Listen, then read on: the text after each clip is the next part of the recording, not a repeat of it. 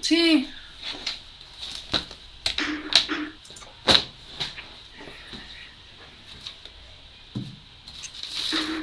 Vale, van a escuchar una disculpa, van a escuchar dentro del microondas de aquí de mi casa, pero bueno.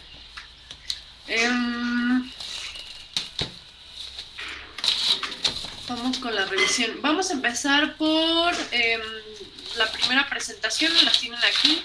De hecho, ahorita sirve por si hubiese falta alguna información, pues de una vez se las ponemos. Pero empezamos con esta revisión y me voy como en orden, o sea, un poco también, para mí sería muy fácil como volver a decirles todo y lo que es y todo, pero la intención pues del repaso es pues que también ustedes se acuerden de las cosas, entonces me voy a ir conforme me aparecen aquí y ya nos ayudamos mutuamente, ¿verdad? Y me gustaría preguntarte, Argelia, ¿te acuerdas qué era la economía?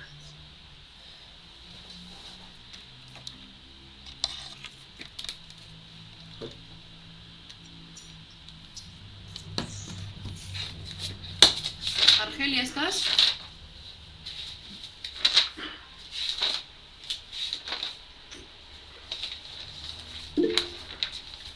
Ah, ok.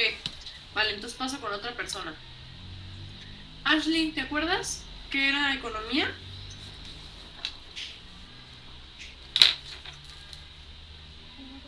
Es el estudio de las opciones en en situación de escasez. Ok, perfecto. Gracias. Entonces son las...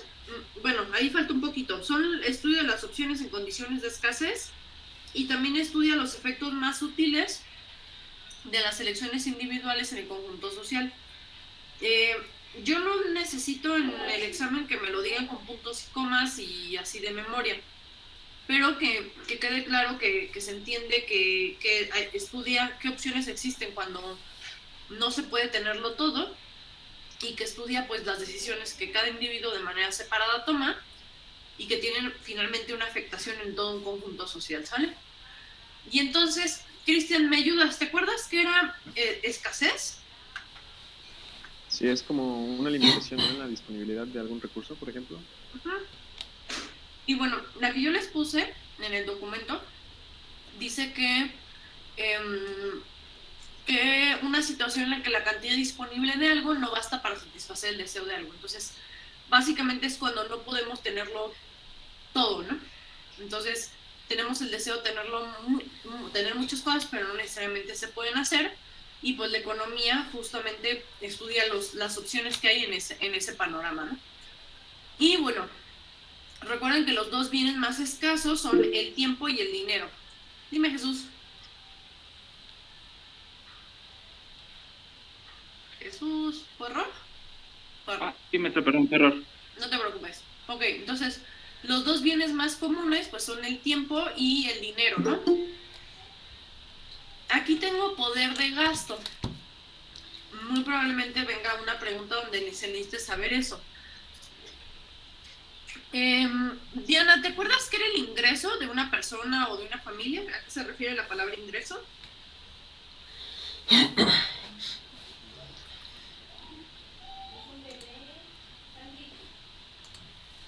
Era todo el dinero ¿cómo se dice? Toda la entrada de dinero. Toda la entrada de dinero que tiene una persona o una familia.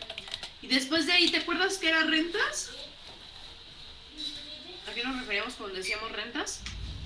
A todo lo que pagaba en cuanto a servicios y productos que necesitaba.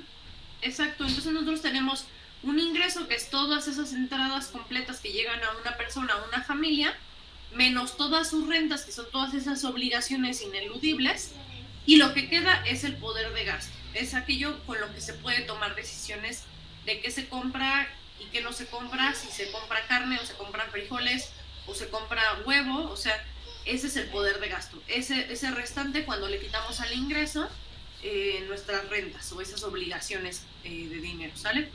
Entonces, hasta ahí todo bien. ¿Alguna duda? ¿Hasta aquí? ¿Nada?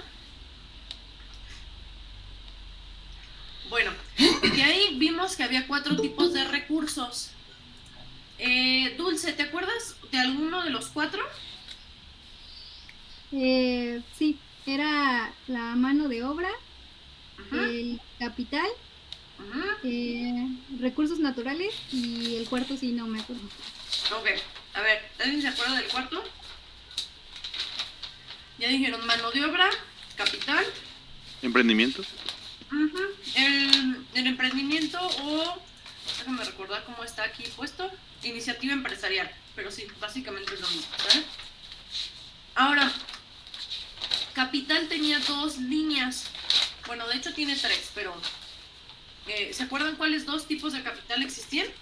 Capital humano y capital.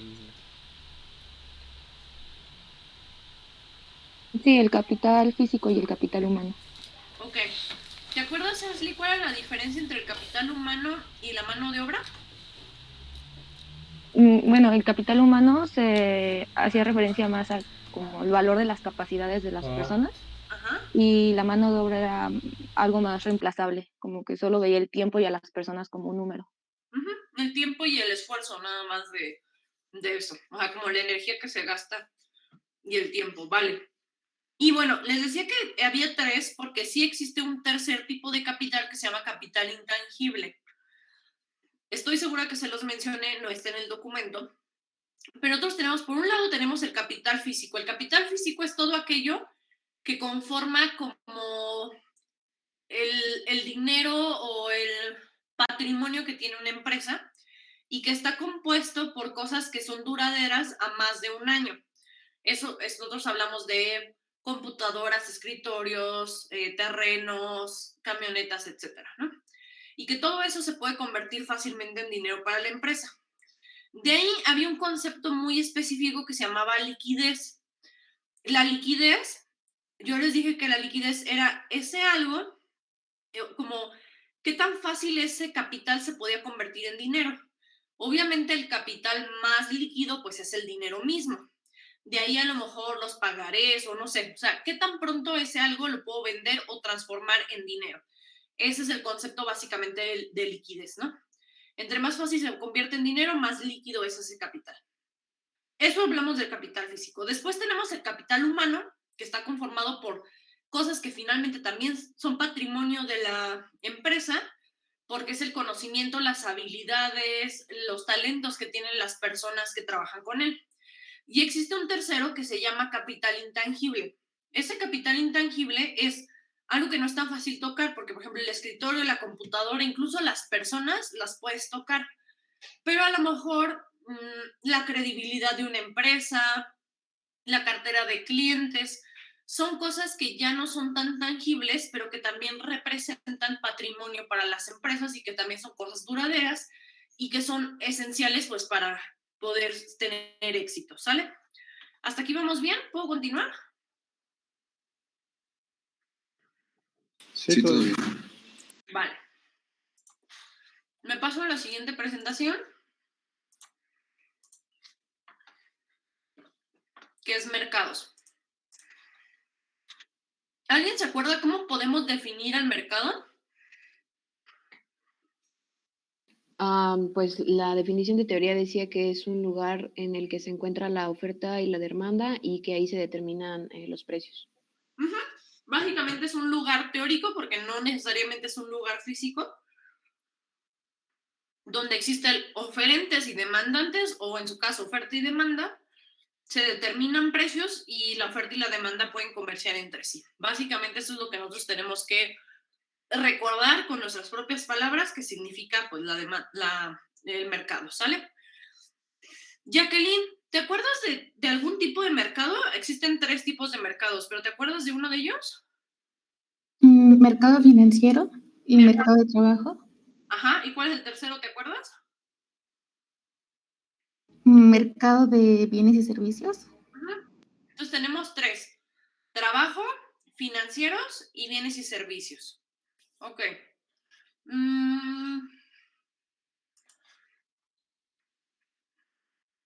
Vale. Entonces, en este lugar teórico donde existe la oferta y la demanda y que existen tres grandes secciones de mercado o tipos de mercado, que son bienes o servicios. Por ejemplo, si hablamos del mercado de la cajeta, de los viajes, del turismo, el mercado académico, el mercado de capacitaciones, el mercado, por ejemplo, de limpieza, todo eso existe dentro de bienes y servicios. El mercado financiero básicamente se dedica a todo lo que tiene que ver con divisas, que es el cambio de dinero, o a los títulos de las empresas, ¿no? Que era lo que habíamos puesto con el video de la niña y que este chavo le trata de explicar a su hija cómo funciona pues, el sistema financiero y pues todo lo que tiene que ver con bonos de gobierno, etcétera. Básicamente lo que estás comerciando es dinero por dinero, ¿no? O títulos por dinero. Y el tercero tenemos el mercado del trabajo, donde lo que se oferta es trabajo y o se demanda trabajo y se paga pues con trabajo o con un sueldo, una remuneración. Entonces, de ahí, Jesús, ¿te acuerdas quiénes son los 3 agentes que componen todos estos mercados? ¿Eran las familias, las empresas y el Estado? Entonces tenemos nosotros las familias o la sociedad. Y bueno, ya se pone familias y sociedad porque obviamente los mercados ya no es como la economía pues de la antigüedad, ¿no? Donde, o sea, había un concepto muy estricto de las familias, ¿no? Incluso yo les diría que ese concepto pues tradicional ya ni siquiera aplica porque incluso muchos de los mercados con mayor poder adquisitivo o con mayor determinación como en los precios son mercados como por ejemplo el mercado DINK, sí creo que se llama DINK, que es Double Income, No Kids, que es 2 personas que trabajan sin hijos. Entonces, obviamente, eso no entra en el esquema tradicional de la familia y por eso se llama que ya es como familia/sociedad, porque finalmente, pues ya establecen nuevos tipos de familias y establecen nuevas interacciones, ¿no? Entonces, bueno, más o menos por eso siempre se pone ya como familia, sociedad. Después de ahí tenemos un tercero, que es el gobierno, porque finalmente el gobierno regula muchas cosas y a su vez también es participante de los diferentes mercados. Por ejemplo, habíamos visto que en algunos casos demanda trabajo y en otros compra productos o servicios, ¿no? Entonces, juega como diferentes roles, pero también es un regulador. Y al final tenemos otro que son pues las empresas, ¿no? El sector empresarial que finalmente pues está ahí para producir, pero también para demandar trabajo, pero también para generar préstamos, etcétera, ¿no? Entonces son 3 participantes que cumplen diferentes funciones según el mercado específico que se estudia, ¿vale? De ahí, pues bueno, recordar que la oferta es la que vende y la demanda es la que compra. Y bueno, estos 3 tipos de mercados. Y bueno, este slide en particular, recuerden que es un desastre porque es el que yo ocupo para explicar cosas. Y bueno, si necesitan estudiar específicamente como cuál es el de bienes o servicios o qué es el del trabajo, aquí y ahí están, ¿sale? Y bueno, de ahí habíamos visto que el mercado de la salud no funciona siempre como de una manera estática. En algunos casos, por ejemplo, habíamos visto que los doctores, por ejemplo, pueden ser oferentes de servicios de salud, pero también pueden ser demandantes de servicios de mantenimiento de sus equipos. Todo es lo mismo.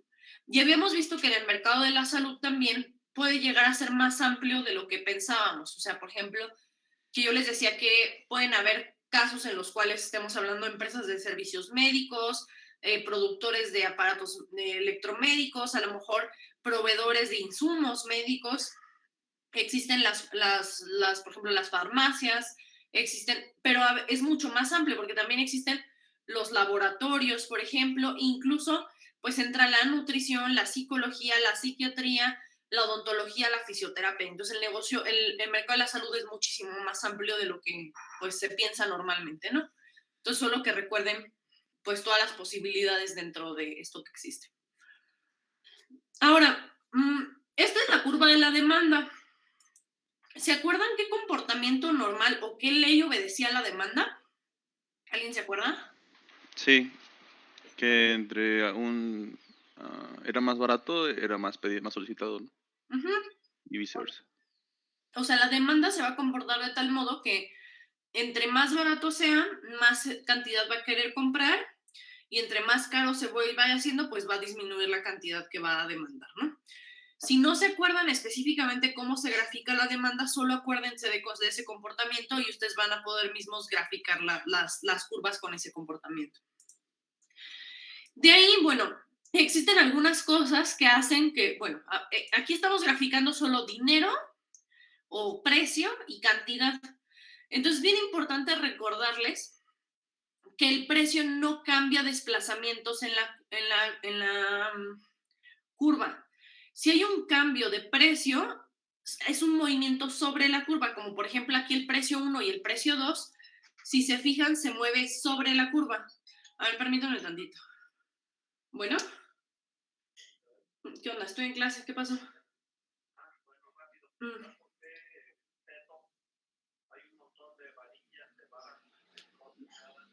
Pues termino hasta muy tarde. Ahorita le digo a ver si puede, ¿sale? Ajá, vale, bye.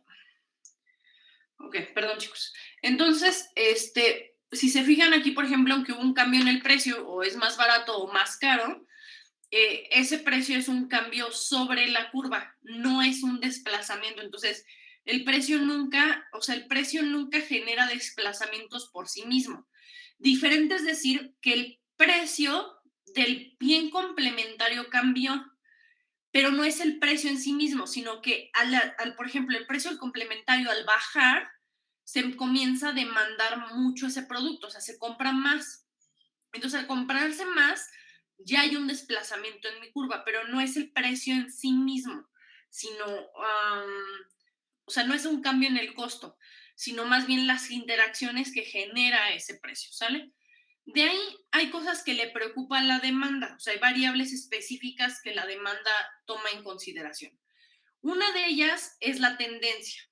La tendencia, o sea, lo que quiero aquí es que recordemos qué variables generan desplazamientos.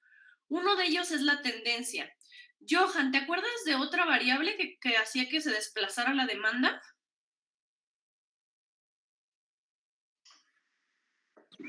No era como la competencia, creo que le decían productos, o sea, que lo complementara o que lo sustitutos o algo así, ¿no? Algo así. Justo, productos sustitutos y productos complementarios, ¿vale? El producto sustituto es aquel que sustituye a mi producto y el complementario es con el que se acompaña. Jorge, ¿te acuerdas de un ejemplo de sustitutos y de un ejemplo de complementarios?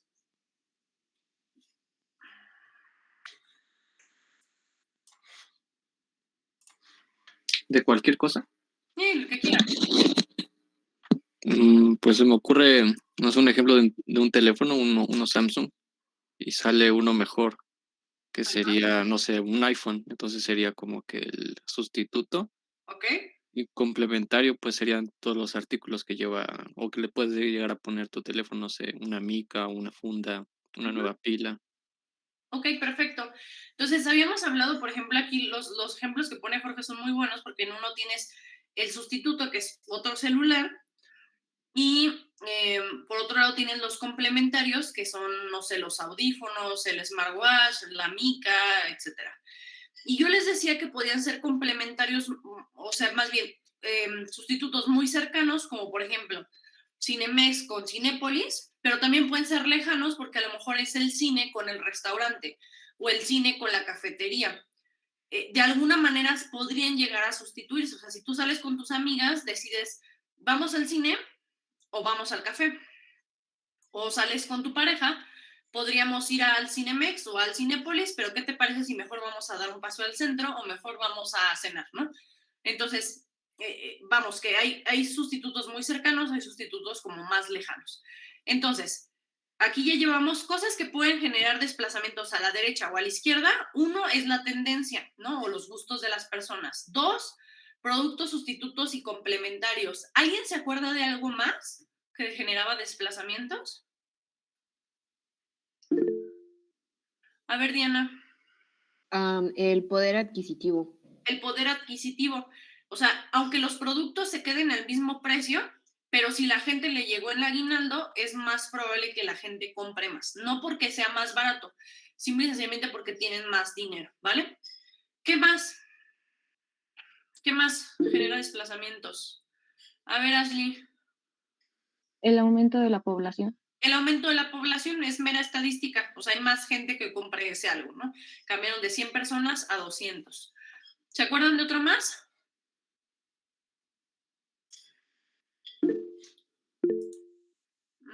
A ver, Vanessa. El precio esperado. El precio esperado. Y esa es la única variable que afecta tanto a oferta como a demanda. El precio esperado, ¿te acuerdas qué era, Vanessa? ¿Lo podrías explicar? Era cuando se esperaba que un producto subiera o aumentara de precio. Por ejemplo, si se espera que va a aumentar, se empieza a comprar más en el momento antes de que aumente o algo así. Sí, no, está muy bien. Ok. Si yo estoy suponiendo que va a subir de precio, la demanda lo que hace es empezar a comprar más en este momento, antes de que suba de precio. Por el contrario, también afecta la oferta, porque la oferta está diciendo, ok, yo lo puedo vender en 2 semanas más caro, entonces voy a retener la venta porque en 2 semanas lo puedo vender a un mejor precio, ¿sale? Entonces es una variable que afecta a los dos. Y bueno, básicamente esos serían aquellos que generarían desplazamientos. Entonces, por ejemplo, ¿qué tipo de cosas? A ver, por ejemplo, yo tengo este producto, no sé qué sea, pero estoy viendo que se desplazó a la derecha. Si se fijan, si yo estudio ese punto, el precio no cambió, se establece. Sin embargo, con ese desplazamiento se está comprando mayor cantidad. ¿Qué cosas pudieron haber generado eso? Una, que a lo mejor se puso en tendencia. Pues no importa que cueste lo mismo que el mes pasado, pero este mes está de moda. Entonces la gente lo quiere y va y lo compra. Cambió la población, hay más gente, entonces como hay más gente, pues más cantidad se demanda, no quiere decir que cambió de precio, simplemente hay más gente. Tengo mayor dinero y por tanto no importa que no haya cambiado de precio, pero estoy más dispuesto a comprarlo. Que el precio esperado es que suba, entonces en este momento quiero comprar más cantidad porque si no ya después va a estar muy caro, ¿sale? ¿Hasta aquí alguna duda?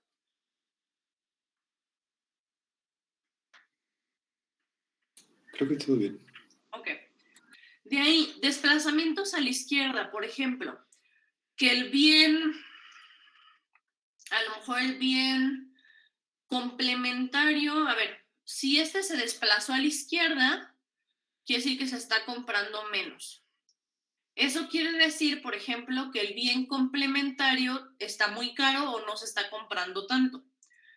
¿Por qué? Porque yo normalmente lo que hago es decir, voy a hacer quesadillas. Entonces, si compro la tortilla de harina, voy a ir a comprar el queso Oaxaca. Pero entonces, si yo voy y veo la tortilla de harina muy cara, pues digo, no, creo que esta semana va a ser sándwiches, ¿no? Entonces, al ser así, yo voy a afectar sin querer al queso Oaxaca, ¿no? Entonces, quiere decir que los bienes complementarios se afectan como en el mismo sentido. O sea, se deja de comprar uno y se deja de comprar el otro. Sin embargo, para que esta curva se haya desplazado a la izquierda, quiere decir que al bien que me sustituye le está yendo bien, porque hay gente que está prefiriendo comprarlo y por tanto me están dejando de comprar a mí. Por ejemplo, que está en oferta la mermelada. Si yo soy cajeta, no quiere decir que yo tenga algo mal o que esté muy caro, ni siquiera que haya cambiado mi precio. Pero la mermelada está dando 3x2. Entonces, pues esta semana no es la mía y se va a desplazar hacia la izquierda porque la gente está comprando mermelada, ¿sale? Entonces, bueno, paso ahora sí a lo que sigue es a la oferta. La oferta también tiene cosas que le preocupan. Así como a las personas le preocupa lo que está de moda, o sea, la gente que compra, que son la demanda, les preocupa que está de moda, les preocupa cuánto dinero tienen, les preocupa cuánta gente son, etcétera, ¿no? Los productores también tienen factores que les afectan. Uno de ellos, por ejemplo, es la tecnología. Si ellos tienen una tecnología que les abarata los costos, pues no importa que se siga, no es lo mismo decir, yo vendo un producto a 20 y me cuesta 10 pesos hacerlo, que decir que compré una máquina que ahora hace que esa pieza me cueste solo 5 pesos hacerlo. Porque en vez de ganarle 10, ya le estoy ganando 15. Entonces, no importa que yo lo esté vendiendo en los mismos 20 pesos, pero estoy dispuesto a vender mayor cantidad porque me sale barato hacerlo.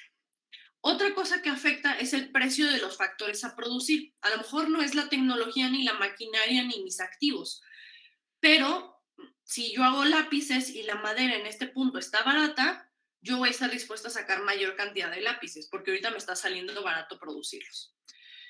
Y bueno, le importa el precio al cual vender, pero no porque genera un desplazamiento, sino porque el precio para vender determina cómo se comporta la curva, ¿no? Entonces, la curva de la oferta es importante que recuerden que se comporta contrario a la demanda. Aquí, entre mayor es el precio, mayor es la cantidad que estoy dispuesta a vender. ¿Por qué? Porque al que compra dice, si está muy caro, no quiero comprar tanto. Pero el que vende dice, si está caro, prefiero vender mucho ahorita porque le voy a sacar más, ¿sale? Entonces, es así como se comporta. Por eso aquí tampoco el precio genera desplazamiento, pero afecta en el comportamiento, ¿sale? Entonces, los desplazamientos aquí, por ejemplo, se van a dar así. Si, por ejemplo, yo bajo un coste de producción o tengo una mejora tecnológica, por lo mismo que les digo, voy a bajar mis costos. Y al bajar mis costos, no importa que cueste lo mismo en el mercado, estoy dispuesto a vender más. Por el contrario, si aumenta el coste de producción o me aumentan los, no sé, los insumos, o me aplican un nuevo impuesto que yo no tenía antes y que ahora tengo que pagar, o un nuevo permiso, o hay algún problema tecnológico con mi maquinaria, yo voy a tener un desplazamiento hacia la izquierda. ¿Por qué? Porque no me está siendo tan fácil producir, ¿sale? Ahora, aquí aplica lo mismo, nada más recuerda que lo único que falta aquí es el precio esperado, ¿no? O sea, si yo voy a pensar que en el futuro el precio va a bajar, prefiero vender ahorita. Por tanto, voy a tener un desplazamiento a la derecha. Y si en el futuro el precio es que tiende a subir, voy a retener la venta. Por tanto, el desplazamiento va a ser hacia la izquierda, ¿sale?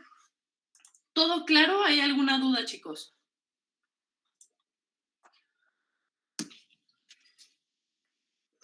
Todo bien.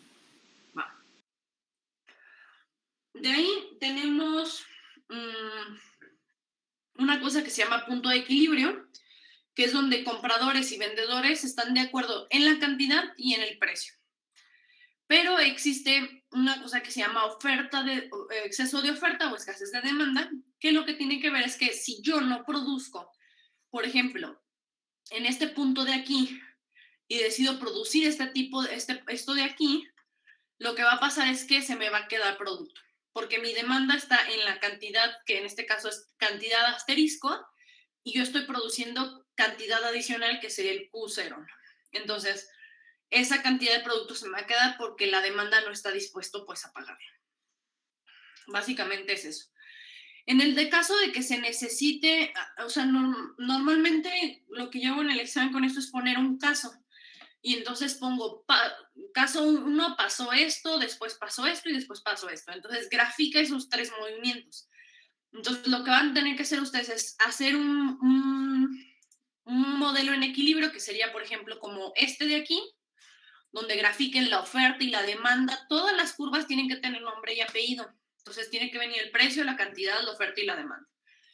Y después les digo, a ver, paso 1, pasó tal. Entonces ustedes tienen que decir si eso que sucedió afectó a la oferta o afectó a la demanda. Y si afectó a la oferta, ¿hacia dónde se desplaza? Y si afectó a la demanda, ¿hacia dónde se desplaza? Luego, 2, pasó tal cosa. Entonces, a partir del nuevo punto de equilibrio del suceso 1, yo hago el segundo desplazamiento y tengo un punto de equilibrio 2. Después sucede una cosa 3 y entonces tengo otro nuevo punto de equilibrio, ¿sale? Eso es más o menos lo que podrían esperar en su examen, ¿sale? Bueno, si ya no hubiera ninguna duda, puedo pasar al tercer tema, que el tercero es la interdependencia. La interdependencia, nada más recordar, o sea, de manera general, algunas cosas que nos interesan. No voy a alcanzar, honestamente, a hacer un ejercicio todo completo de grafiquen el horizonte de producción y qué pasa si produce en 2 horas y 4 horas y cuál es el precio y todo, pero sí necesito que recuerden cosas muy específicas, como por ejemplo, La interdependencia es algo que sucede cuando al generar comercio para satisfacer nuestras necesidades, yo dejo de saber cómo hacer esas cosas y para satisfacer todas mis necesidades estoy dependiendo de terceros. También es necesario que recuerden cuál era la diferencia entre la ventaja absoluta y la ventaja comparativa. Y todo tiene que ver con el costo de oportunidad. Ahorita lo retomo por acá. Me interesa mucho, o sea, que sepamos a qué me refiero con un horizonte de producción. Josafat, ¿te acuerdas a qué nos referíamos con ese horizonte de producción? ¿O ese límite que se ve ahí en la gráfica?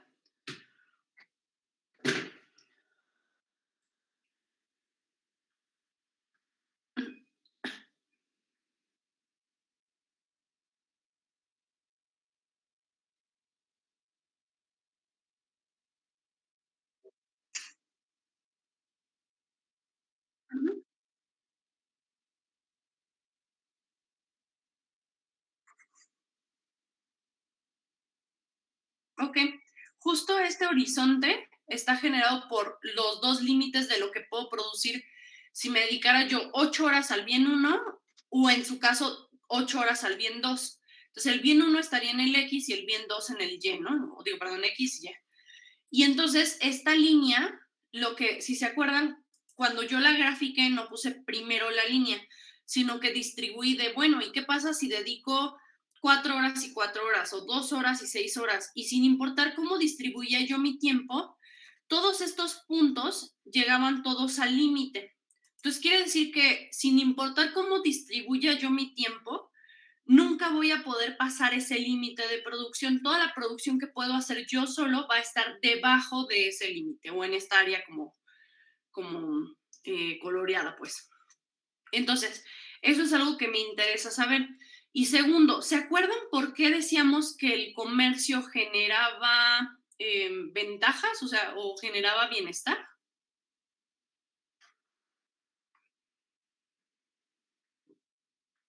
Juan Carlos, ¿te acuerdas por qué decíamos eso? Que el comercio generaba, pues, bienestar.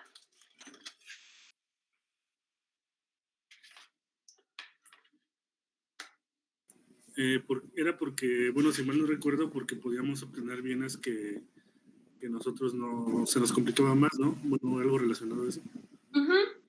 Bueno, una por eso, pero dos porque si se acuerdan en los ejercicios que hicimos, cuando graficábamos después del comercio, el punto de consumo estaba afuera del horizonte. ¿Recuerdan eso? Fuera de ese límite. Y entonces, como estaba fuera de ese límite, lo que nos decía era que nosotros solos no hubiéramos podido nunca rebasar esta área de aquí, ¿no? O sea, esta área de producción. Sin embargo, al especializarnos en algo o determinar una forma de producción y comercializar, graficábamos puntos de consumo fuera de este lugar y por eso decíamos que generaba bienestar. Porque no quiere decir que había más gente trabajando ni más productos. Pero si 2 personas trabajaban y comerciaban, la producción total de los 2 individuos era mayor que la que hubieran hecho por sí solos. ¿Sí se acuerdan de eso ya? Sí, de acuerdo. Vale, eso es algo que, o sea, eso es básicamente lo que a mí me interesa que quede claro como con esto, ¿sale? Ahora, había una manera en la que nosotros determinábamos precios. Y lo voy a poner con el ejemplo más sencillo que vimos, que decía que no me acuerdo si viernes o cruzó, pero uno hacía un pez o 10 cocos y el otro hacía 2 peces y 15 cocos, ¿sale? ¿Se acuerdan cuál era el costo de oportunidad de atrapar un pez?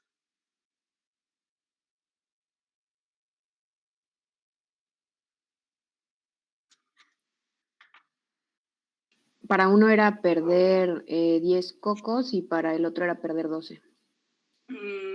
Bueno, 15, ¿no? Porque si atrapas 2... Ah, sí, perdón. Justo, entonces, quiere decir que, ¿se acuerdan que nosotros establecíamos precios de comercio por el costo de oportunidad? O sea, es decir, si yo produzco o un pez o 10 cocos cada hora, el costo de mi pez son 10 cocos. Y los 10 cocos, el costo de decidir bajar los 10 cocos es renunciar a pescar ese pez. Entonces, eso es básicamente el precio, el costo de oportunidad, aquello a lo que tú estás renunciando para poder, por la decisión que tomaste. Y entonces, si para este un pez vale 10 cocos y para este un pez vale 15 cocos, el precio más o menos se establecería entre 10 y 15, que sería un 12.5, más o menos, ¿sale? Eso sería el precio como de comercio al cual se establecerían las cosas. Entonces, me interesa que recuerden qué es costo de oportunidad, cómo se establecen como esos precios o justos en los mercados que comercian y sobre todo me interesa que recuerden que el comercio está en ese pequeño como hueco que deja el costo de oportunidad. Por ejemplo, si para este cuate un pez significa 10 cocos y para el otro un pez significa 15, al que le conviene hacer la pesca es al de 10 cocos, porque estaría renunciando a menos.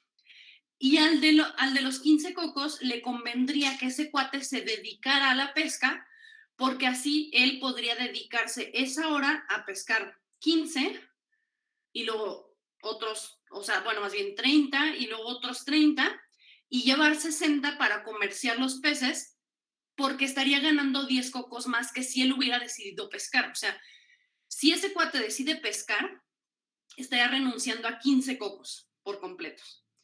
Sin embargo, podría pagar con menos cocos de los 15 que le quedan por ese pez. Entonces, podría llegar con sus 15 de haber decidido renunciar a ese pez, que mejor lo pesque el otro, que le sale más barato, y entonces no le tengo que dar mis 15 cocos, le puedo dar solo 12 y para él será un buen trato porque pues o sea, le estoy dando una buena cantidad mayor a la que el otro hubiera tenido, que hubieran sido 10 cocos, ¿no? Entonces todo el mundo gana y gana, ¿no? Y en ese caso recordar que justamente el comercio depende del costo de oportunidad, o sea, encontrar aquel lugar en el cual vale la pena hacerlo. Por ejemplo, si yo quisiera que un hospital me quisiera a mí mandar a hacer sus mantenimientos, yo tuviera una empresa de mantenimiento y reparación de equipo médico. Un argumento muy bueno para hacer eso sería decir, mira, si tú te enfocas en lo que sabes hacer, que son atender pacientes, etcétera, etcétera, y yo me enfoco en lo que soy bueno, que es la especialidad, tú no tienes que renunciar a atender 3 pacientes porque yo te puedo, no sé, a trabajar ese equipo, tú no renuncias a ese ingreso y con 2 pacientes me pagas a mí y sigues ganando un paciente que si hubiera renunciado a esos 3 pacientes por quererlo atender tú, ¿no? O sea, algo por ahí podría ir como más o menos el acuerdo. Es decir, recordar que siempre el comercio depende del costo de oportunidad, ¿vale? ¿Alguna duda?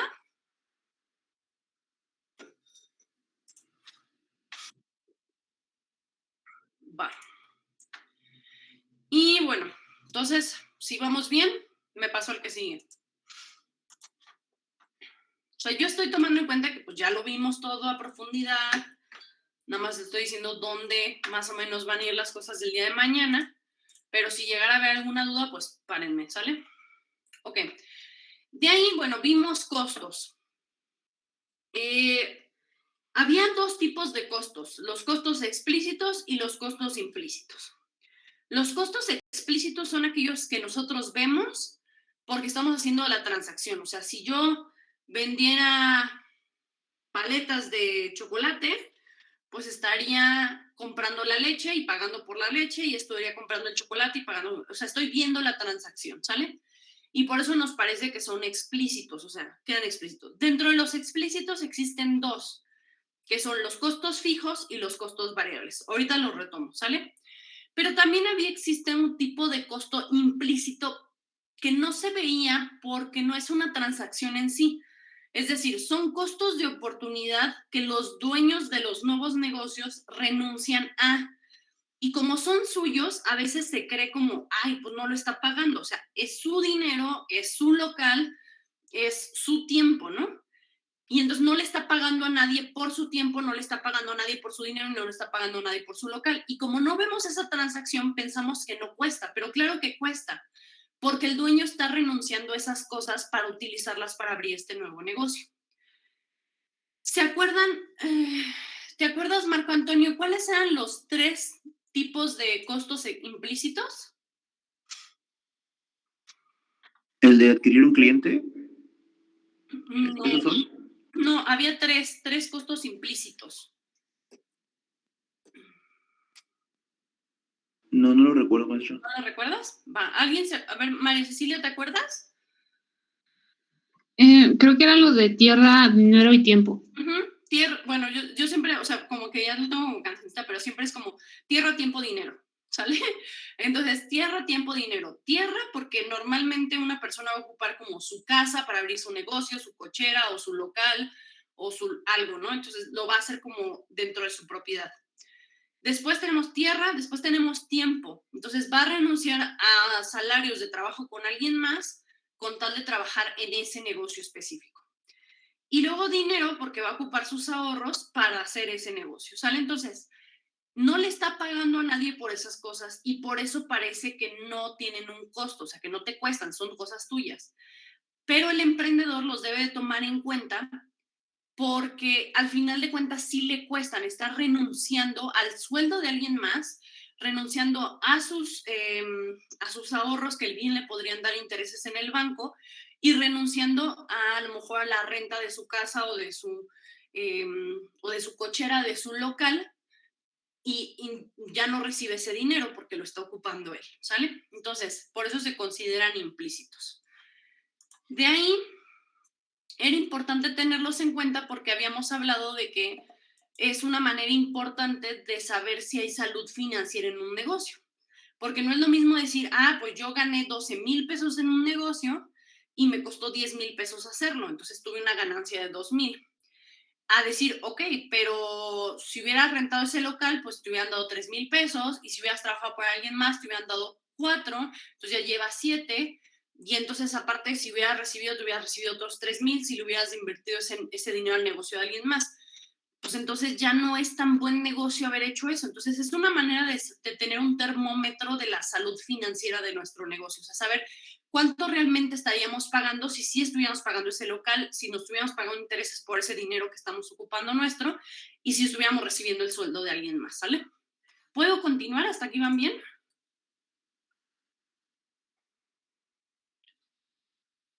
Sí, todo bien. Sí. De ahí vimos un siguiente costo, que era el costo hundido. María Fernanda, ¿te acuerdas qué era el costo hundido? No, maestro, la verdad no lo recuerdo. ¿No? A ver, Montserrat, ¿te acuerdas? No, tampoco, maestra. ¿No? Vanessa. ¿Eran los costos que ya se pagaron o que deben pagarse y que ya no pueden recuperarse? Exacto. O sea, son costos que ya se pagaron o que deberían de pagarse, pero que pues ya no se pueden, digamos, recuperar. A ver, permítame tantito. Perdón, me llevo una cosa que tengo que atender.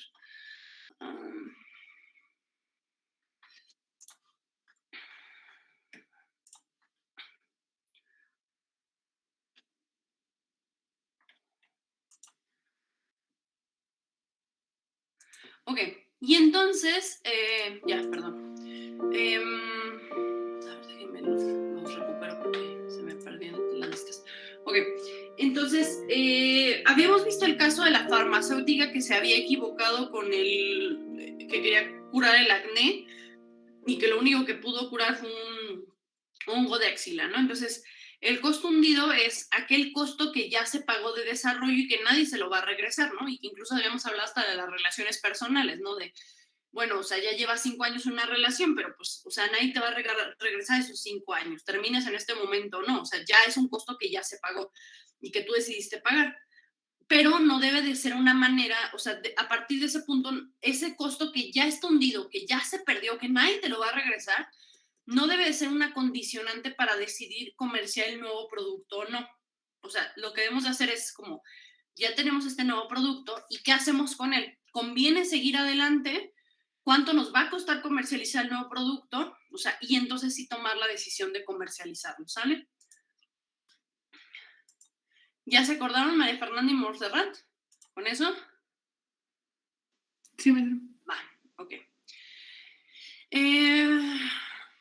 Bueno, de ahí, entonces, a ver, vamos a recapitular hasta aquí. Tenemos costos implícitos, que son aquellos que no vemos, son 3, tierra, tiempo y dinero. Tenemos costos explícitos, que son aquellos que sí podemos ver porque estamos viendo la transacción y existen los costos fijos y los costos variables. Ahorita lo vamos a retomar justo ahorita. Y tenemos aparte los costos hundidos, que son aquellos que ya se pagaron, que ya se perdieron y que no deben de ser tomados en cuenta para las nuevas decisiones. De ahí vimos esta cosa que era, ¿qué pasaba si yo mantenía un insumo constante, que en este caso es el capital, y que habíamos hablado de que era una aspiradora, una secadora y tal, unas cubetas, o sea, ese capital que es patrimonio de este lavado de coches, no se va a mover, o sea, vamos a tener siempre la misma cantidad. Sin embargo, lo que sí estamos aumentando es un trabajador más. Y de pronto vimos que pues un segundo trabajador, un tercer trabajador ayudan mucho, o sea, aportan un montón. Pero después vimos que si yo sigo aumentando más de ese insumo, manteniendo constantes, o sea, sin haberlo cambiado, y yo sigo aumentando trabajadores y trabajadores, lo único que se genera es pues una curva como esta, en la cual el primer trabajador aporta muchísimo y los siguientes ya no tanto, y en otro le vamos a llamar rendimiento marginal de la mano de obra. Es decir, la ley del rendimiento marginal decreciente establece que si seguimos añadiendo más de cualquier insumo, en este caso sería labor o trabajadores, manteniendo constante las demás insumos, que en este caso sería capital, el producto marginal tarde o temprano disminuirá. Si recuerdan, producto marginal, ¿alguien se acuerda qué era producto marginal?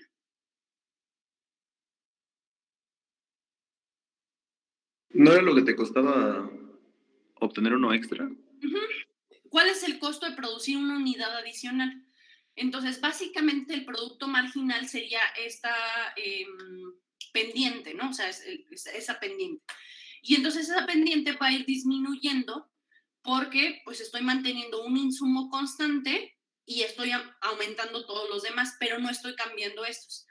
Si se acuerdan, habíamos hablado que las únicas cosas que podían hacer que esto ya no, o sea, si yo quiero seguir añadiendo trabajadores porque me siguen llegando clientes, la única manera de cambiar esta pendiente que está decreciendo y que incluso va a caer es aumentar el capital, por ejemplo, o sea, comprar otro capital que pueda servir para que los trabajadores se dividan nuevamente mejor el trabajo, ampliar el área de trabajo, ¿no? O a lo mejor estudiar si existe una mejor manera de organización de los trabajadores, o en su caso abrir una segunda sucursal, ¿no? Entonces, eso es como, es importante que recuerden cuál es esta ley de rendimiento marginal decreciente, ¿sale?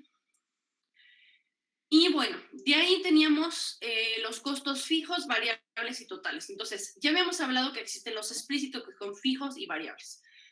El costo fijo es aquel costo que no varía sin importar cuánto produzcamos, no depende de la producción. Por ejemplo, si tú rentas un local para hacer tu despacho, pues a la persona que te renta el local no le va a importar si tuviste clientes o no este mes. Él te va a pedir una cantidad fija mes con mes. Eso sería un costo fijo. Es algo que yo tengo que pagar sí o sí, sin importar cuánto esté produciendo. En cambio, el costo variable depende de la producción. Si yo me dedico, por ejemplo, a lavar coches, pues voy a gastar más en agua y en champú y en cera y en ¿no? Si yo me dedico a hacer hamburguesas, voy a gastar más en carne, en verduras, entre mejor me vaya. Entonces, no puede ser un costo fijo porque va a cambiar dependiendo de cuánto produzca. Y el costo total, pues simple y sencillamente es la suma del costo fijo más el costo variable. ¿Van bien? Sí, todo bien. Sí. Importante cómo se grafican.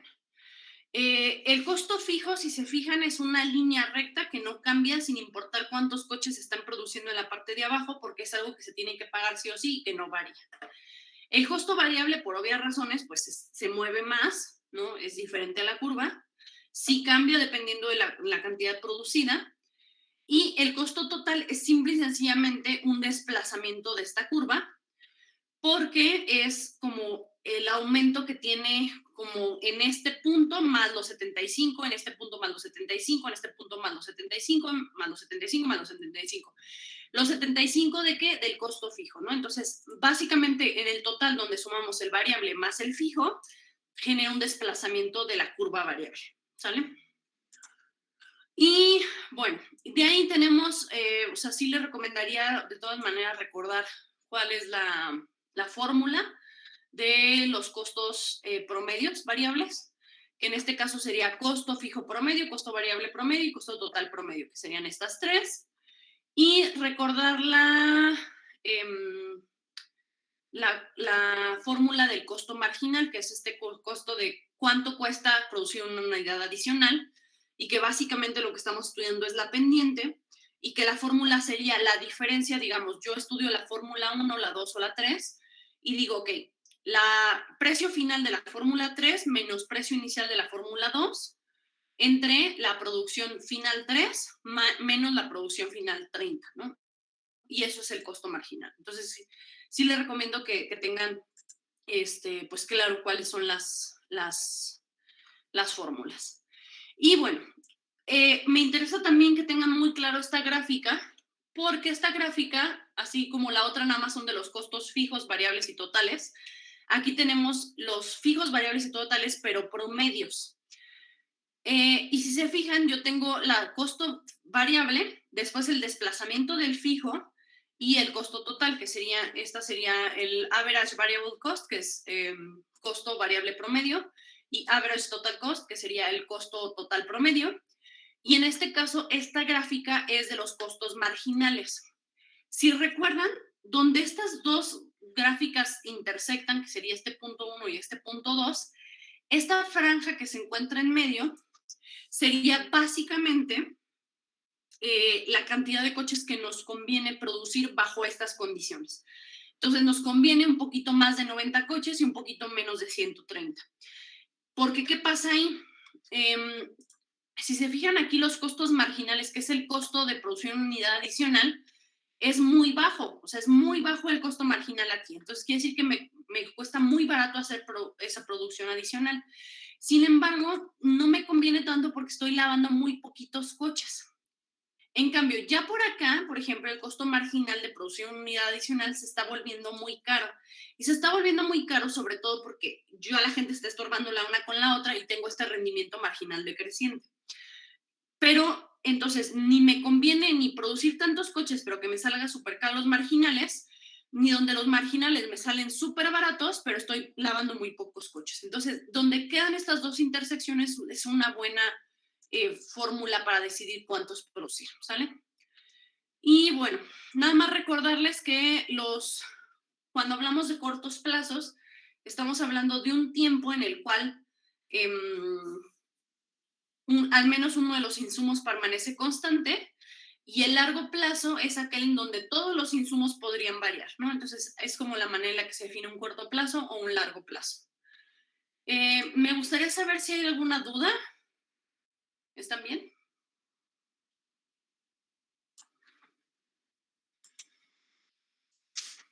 Sí, todo bien.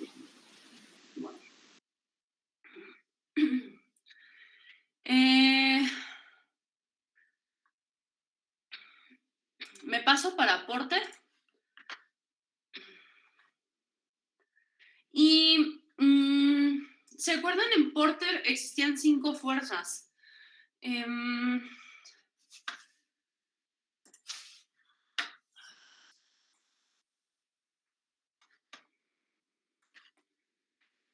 Ana Luisa, ¿te acuerdas cuáles eran las 5 fuerzas de Porter o alguna de ellas?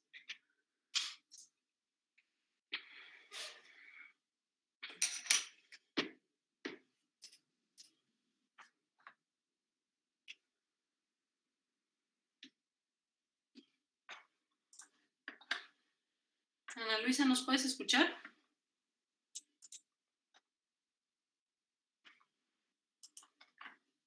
Creo que no. Ah, ok. Vale, no te preocupes. Entonces vuelvo a empezar con la gente. Argelia, ¿te acuerdas de uno de estos? O sea, están ahí, pero ¿te acuerdas qué significaban?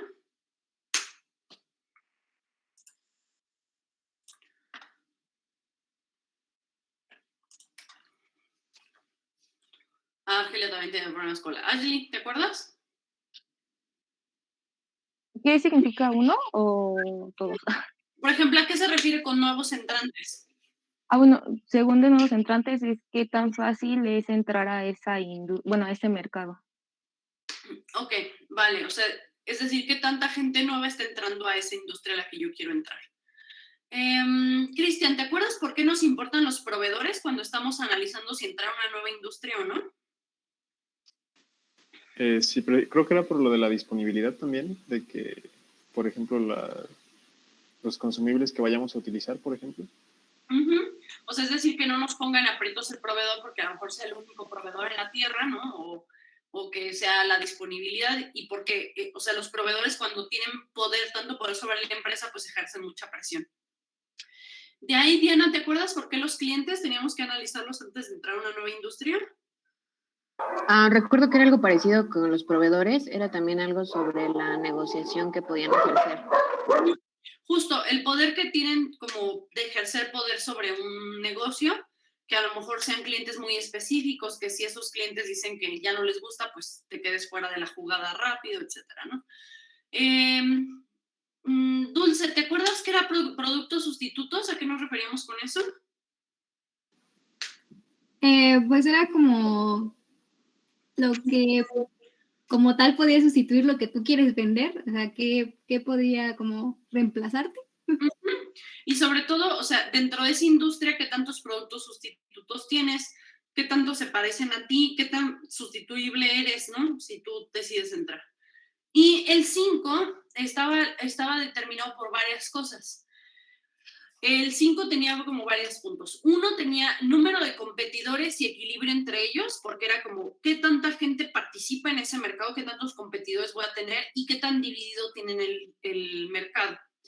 Segundo, ritmo de crecimiento de la industria, porque, por ejemplo, imaginemos que yo quiero desarrollar, o sea, por eso es que luego a veces yo no estoy como tan de acuerdo como con ciertas cosas como de, ay, el primer coche mexicano o el primer celular mexicano, porque, o sea, no porque no esté bien, sino que creo que hay otras áreas de oportunidad que tienen un camino más amplio a trabajar en México, que tratar de meter una industria que ya te lleva 150 años de desarrollo, porque para el momento en el que tú la alcances, sobre todo si es una cosa como el celular, que es de tan amplio o tan rápido crecimiento, para cuando tú la alcances, él ya está en otra etapa. Entonces, por eso es importante analizar el ritmo del crecimiento, porque existen otras áreas que no están desarrolladas que fácilmente te puedes convertir en líder, que si decides meterte a una, que a lo mejor pues rápidamente te van a dejar atrás. Entonces, por eso es importante ver ese ritmo de crecimiento.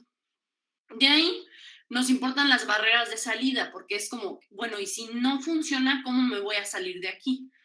Y la diferenciación del producto, porque si bien tenemos a los productos sustitutos, no es lo mismo hablar de hay 5 empresas que me pueden sustituir y que son parte de esta industria, esas 5 empresas tienen productos súper diferenciados, entonces no va a ser tan fácil como ganarles. En cambio, por ejemplo, por eso es que empresas como Tesla, o sea, obviamente también Tesla tenía una gran inversión, o sea, tenía grandes posibilidades de capital, o sea, no lo hizo de la nada, vamos, pero al final de cuentas el factor, digamos, de éxito de Tesla fue que había pura oferta de coches que aunque se diferenciaban entre sí, pues no había un coche híbrido, no había un coche eléctrico, ¿no? O sea, todos eran de gasolina, entonces cuando no hay tanta diferenciación de producto, yo puedo ganarles por haciendo algo totalmente distinto, ¿no? Y puedo derribar barreras, ¿no? Entonces, por eso es importante pensar en cuál es la diferenciación del producto que existe ya en la competencia actual. Y la diversidad de los competidores, porque recuerden que les decía yo ahí que no es lo mismo concursar con 5 empresas, que todas vienen más o menos igual que tú, que competir con 5 que una de ellas es de la familia PepsiCo, ¿no? O de la familia Coca-Cola, o de la familia ¿no? O Nestlé. Entonces, ¿por qué? Porque si a ellos les empieza a ir mal, las marcas hermanas le van a ayudar. Entonces, esa diversidad de competidores no me deja bien parado, ¿vale? Entonces, esos son los 5 como fuerzas del modelo de Porter. Y teníamos también las barreras de entrada y de salida. De entrada, pues miren, cosas importantes que recordarlas. El dinero con el que se empieza, la diferenciación del producto existente y barreras de carácter legal o hasta imagen pública, ¿no? Porque yo lo que les decía es, Disney está acaparando casi todas las productoras de cine, pero hay ciertas marcas con las que nunca se va a meter. ¿Por qué? Porque al final de cuentas Disney es una marca familiar, es una marca infantil, tiene un público base, y si ese público base no está satisfecho, lo echan abajo, porque no solo se trata del cine, se trata de los parques, se trata de todo lo que está alrededor de la marca de Disney, ¿no? Ropa, productos, peluches, la. Entonces, como su base y su pilar es la familia y los entornos infantiles, pues hay ciertos cines con los que nunca va a poder entrar y no les conviene adquirirlo porque se va a ver mal, pues ante el resto de la gente que son sus consumidores o su mercado base. Entonces, existen barreras de carácter legal como, por ejemplo, yo quiero producir un ventilador, o sea, sí, o sea, y ya lo vimos con la pandemia. Está bien que quieras ayudar, pero de todos los productos, de todos los proyectos que salieron, de todas las universidades, incluso hasta General Motors intentó generar un ventilador y todos los retacharon. O sea, ninguno fue aceptado por Cofepris, pero creo que solo hay uno que sigue como intentándolo. ¿Por qué? Porque no es tan fácil, o sea, no es lo mismo que ingenieros en automatización digan, ay, pues nada más es programar ahí una cosa y meter y sacar aire, que, o sea, porque así lo pensaron muchos ingenieros. Pero ustedes que son ingenieros en biomédica o que están formándose en eso, pues saben que no es lo mismo nada más meter y sacar aire, o sea, que depende de cierto tipo de presión y dependiendo del paciente y si es un infante o es una persona adulta y que se tienen que regular esas presiones, ¿no? Y la cantidad que entra y en los tiempos en los que entra. Entonces, se ha quedado ahí. Entonces, existe una barrera legal para cierto tipo de productos que no es tan fácil que vender tacos, o sea, requieren diferentes tipos de procesos, ¿sale? Entonces, nos importa el dinero, la diferenciación del producto y esas barreras de carácter legal o la imagen pública para entrar a un nuevo negocio. De ahí, barreras de salida, o sea, también ahora resulta que ni siquiera salirse de un negocio es fácil, pues no. ¿Por qué? Porque tú compraste activos y ¿qué haces con los activos fijos? ¿Va a ser fácil venderlos o le vas a perder, no? Compromisos contractuales o licitaciones, hay montones de empresas que aunque ya estén en quiebra, es mejor que sigan operando porque es más barato seguir operando en rojos que pagar a lo mejor las penalizaciones por el incumplimiento de un contrato, ¿no? Entonces, o sea, ese tipo de cosas. Segundo, regulaciones laborales o restricciones sociales y gubernamentales. Son cosas que nos interesan a la hora de decidir entrar o salir de un negocio, ¿sale? ¿Alguna duda?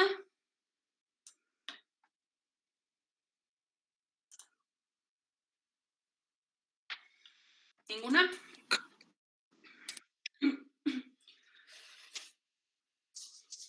Todo bien. Y pues ya el último que les recuerdo es, pero déjenme sacarlo en el Jamboard.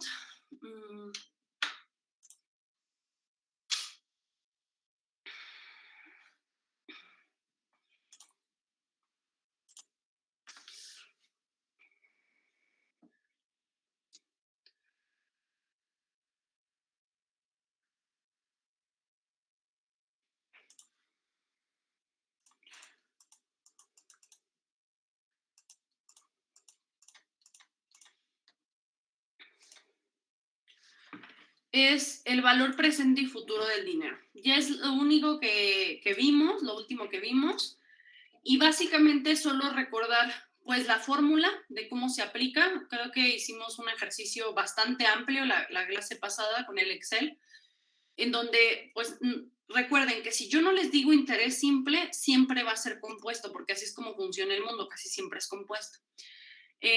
Importante que recuerden esta fórmula, que esta fórmula es la que se aplica para el interés compuesto. Que el valor futuro es aquel que nosotros pensamos percibir en el futuro y el valor presente es el que tenemos al inicio de estos periodos. Después tenemos un entero, que es el 1 de ahí, más el R o el interés.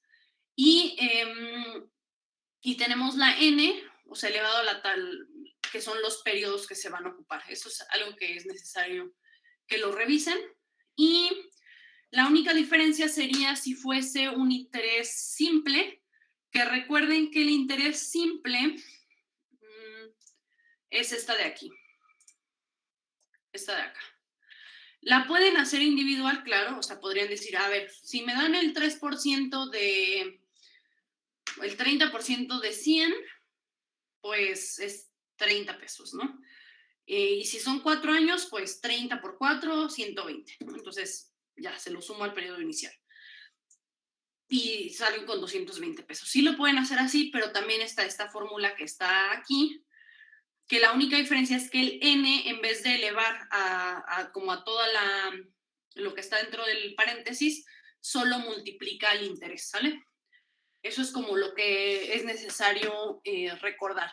No va a haber un ejercicio tan amplio como el del Excel, porque no lo alcanzarían a hacer, que es... Ay, caray, ¿dónde está? ¿No se los puse? Sí, ¿no?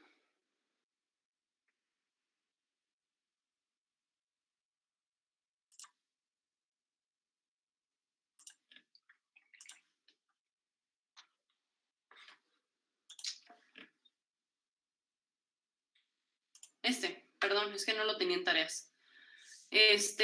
¿Recuerdan este ejercicio 3 que hicimos? ¿Sí lo recuerdan? Sí. Sí. No va a ser tan amplio porque no les va a dar tiempo. Y por eso era importante que yo hiciera ese con ustedes y que después lo revisamos juntos para que quedara claro. Pero sí necesito, o sea, sí va a haber ejercicios más sencillos como los que estaban en las pestañas 1 y 2, ¿sale? Para que lo revisen. Y pues básicamente es eso. Es como lo que haría. No sé si hubiera alguna duda. El link se va a publicar 5 minutos antes de que empiece su clase para que en cuanto entren pues ya esté. Voy a estar al pendiente de mi celular sin ningún problema. Lo único es, o sea, si hubiera alguna duda, espérenme tantito nada más. Si hubiera alguna duda, yo estoy al pendiente del celular en el Telegram. O sea, sí les pido que sea en el Telegram porque si hay alguna duda, a lo mejor la duda que ustedes tienen la tiene otra persona. Voy a tratar de hacer lo más explícita posible en el examen para que no tengan ningún contratiempo. Solo son 2 horas, no son las 3 horas.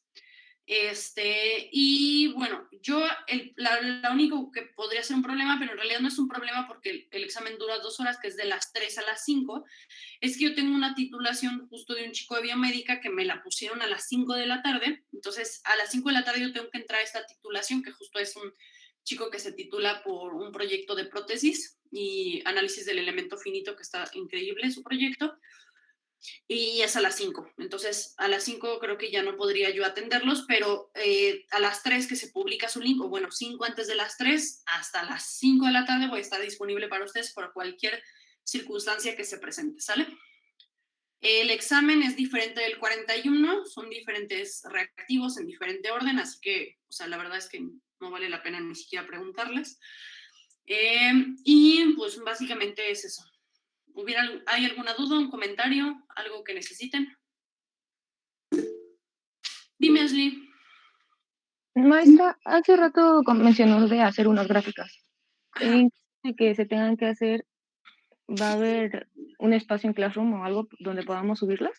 Sí, justo, bueno, ya aprendí mi lección hace un año de que les puse la gráfica y no puse el lugar para adjuntar, pero prometo que no me pasa esta vez. No pasa nada, la pueden ustedes hacer en digital o la pueden ustedes hacer en la libreta y tomarle una fotografía y adjuntar la fotografía. O sea, para lo que ustedes pues, sea más rápido de hacer, si ya sea hacerlo en la libreta, tomarle la fotografía, adjuntar la foto o hacerlo en digital, no hay ningún problema. ustedes adjuntan ese documento. ¿Sí? ¿Con eso queda tu duda o hay algo más? Sí. O sea, es adjuntarlo en el mismo Sí, en el mismo Google Forms. Sí. No es de los que, o sea, no es de los que se cierran si se cambian de pestaña. O sea, y la verdad es que en este punto es como ya no juguemos a cosas. O sea, yo sé perfectamente que, o sea, por ejemplo, o sea, ustedes pueden poner o sea, yo lo sé, que al inicio, por ejemplo, trataba de ponerle al Google Forms de que no cambiaran de pestaña y pero la realidad es que bien podrían estar en una videoconferencia con todo su grupo haciendo juntos el examen y de todas maneras, o sea, hay muchas maneras de hacer trampa, o sea, a mí, y si les soy muy honesta con mi manera en la que yo veo las cosas, es como, o sea, yo cuando estoy en un problema, por ejemplo, de mi trabajo, y hay algo que yo no recuerdo, o sea, lo que hago es hablarle a mis conocidos que sé que son expertos en el tema. Entonces, así es como funciona el mundo real. Por eso es que tampoco no me da problema que las cosas no las pongan con puntos y comas tal y como yo las digo.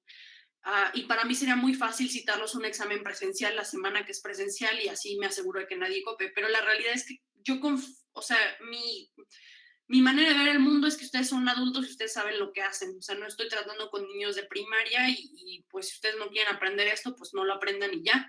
Y luego lo verán en el trabajo. Entonces, más bien siéntanse como véanlo más bien como una oportunidad como para realmente evaluar qué tanto comprendieron de lo que hemos visto.